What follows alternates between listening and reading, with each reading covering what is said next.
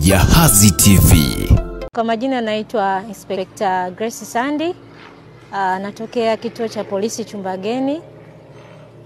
Siku hii ya leo tumefika hapa chuo cha TIA ikiwa katika siku 16 za kupinga ukatili kwa lengo la kutoa elimu kwa vijana wetu ambao wameingia chuoni hapa mwaka wa kwanza wakitarajia kuanza masomo yao.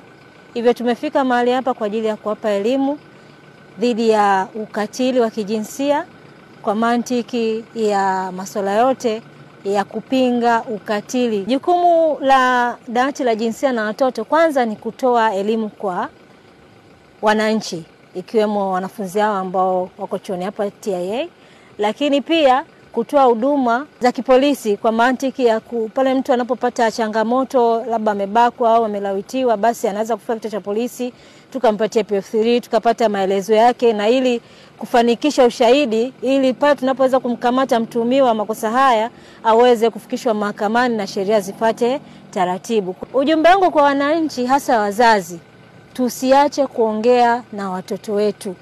Awe ni mdogo, awe ni mkubwa, haijalishi, mtoto ni mtoto. Tusiache kuongea nao juu ya masuala ya ukatili, na kwamba wawe wawazi, wawe marafiki kwa watoto wao ili waweze kufanya nini, waweze kuwa na ukaribu na kupata nafasi ya kuzungumza kuhusu yale yanayowatokea wanapokuwa mtaani, wanapokuwa mashuleni, wanapokuwa vioni, waweze kuzungumza nao ili tuweze kuwasaidia kama jeshi la polisi.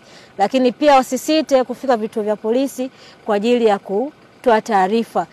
Lakini tunaweza kuongeza kwa kusema kwamba wanapopata changamoto wawahi kufika vituo vya polisi kabla ya kuharibu ushahidi. Kwa mfano matukio kama ya ubakaji, mzazi usikimbilie kumuosha mtoto au kumweka mazingira ambayo anaweza kupoteza ushahidi ambao utatusaidia katika upelelezi wa kesi.